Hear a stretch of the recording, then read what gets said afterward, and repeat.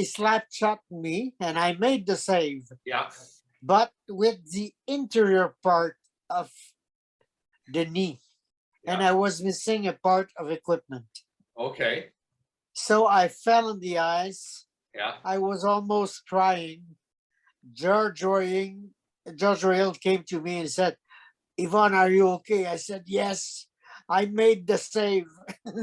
Do I want to? I'm trying to think as a goaltender, one of the most important pieces of a goaltending equipment. I hope you had that piece on, and that wasn't the piece that you were missing. You No, yeah. Because you do have children, so. But yeah, I was okay. You were good. Yeah. But they had to send me to Johnstown Hospital. Okay. And and they asked the doctor was taking care of the jet team to come and check my problem. Yeah. And he put me on crutches for 3 weeks. Okay. I was sure that they were gonna ask somebody else to do my part because, I went back to the hotel and they all came in. Maybe I was in my room for an hour and very sad, thinking that it was over. And they all came in the room. Newman with a basket of fruits and a bottle of Fiend Napoleon. George Royal with the Screw magazine. Yeah. All the play. Alan Nichols had wrote a song to me. He came in with his guitar. And they all told me that there were no problem. I'm going to be Denis Lemieux. They were not looking for nobody else. I am glad that they stuck with you because I was Denis Lemieux. You know, I don't think anybody else could have played it. Yeah. The day after I was stuck. And so Ron Dawkin started doubling me for the hockey scenes. Okay. But I am right-handed and he is left-handed. Okay. So it was almost impossible for me to come back in the nets. Yeah. And Universal were afraid that I might be injured one more time. Yeah.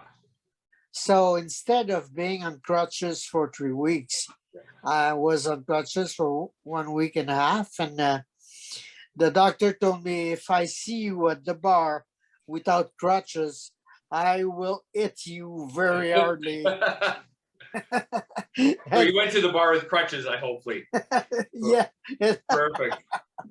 So finally, if we want to make it short, I am the only goalie who have things in the Hockey Hall of Fame. I never had a goal against him. There you go. That's quite the thing. Did you like realize when you made this movie like what an impact it would have? Like, did you have any idea? Because it's a cult classic, and like oh yeah, absolutely. Hockey it's a worldwide. Denis Lemieux brought me in Europe. He brought me in Australia 4 times in Germany. Really? And everybody knows the lines. Yes. As soon as I enter any arena with my jersey on with Denis Lemieux on the back, and they start yelling, "Trade me right fucking now!" I go to Detroit, they get the money. But the movie was released in 1977. Yes. And we were at the premiere in Montreal. That was at the Plaza Luxignon. Nancy Dowd, Alan Nichols, Yvan Ponton. We were a bunch of players from Slapshot, from the movie. And there was a show at 5:30. The premiere was at 7:30. And we were in the hall, and I was waiting to see how people did enjoy the movie. Yeah. The first guy who came out of the of the theater was an Irish guy, maybe 70 years old, a huge fan of Montreal Canadiens. He came straight to me and he said, "You're a disgrace for hockey." No. Oh, Yes, that was the first reaction. but it's So yeah, yeah. so iconic. I think yeah, professional hockey players were offended by the language. Come on. Yeah, Really? yeah, and In it's not. Yeah, 1977, like it was probably one of that I think that depicted what I never played in that era, but talking to people who played it, I think it depicted it perfectly. So why are they yes, offended of something yeah, that was actual? absolutely. It's almost a documentary. Yes, yes, Yeah, it is. yes, I had a it trainer is. back in junior who played in that league, and he was Yeah, saying exactly what it was like. So I gotta ask you that one was. question Yeah. before I let you go. What was it like playing with did you have much interaction with Newman as far as Uh, the he was fantastic. That was, I'm an actor. I've been to the National Theatre School of yeah, Canada, and Newman was one of my idols as an yeah, actor.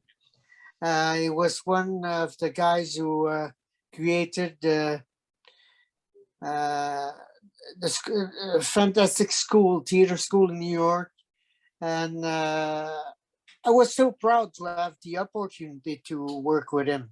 yes, I was, and he was very, very nice, very helpful. He was. We had pretty good scenes together, so we were close, yeah, one of each other, and he was good with everybody. He, he was very, very nice, and he was the only big star in the movie. yes, There were also Sarah Martin and few other ones. I think there is no small part in that movie. Everybody has something to do yeah. there. Yeah, and the director George Royal was fantastic. Wow. He was a great, great, great director. Uh, it was great to work with him, and we were pretty close. I'll tell you.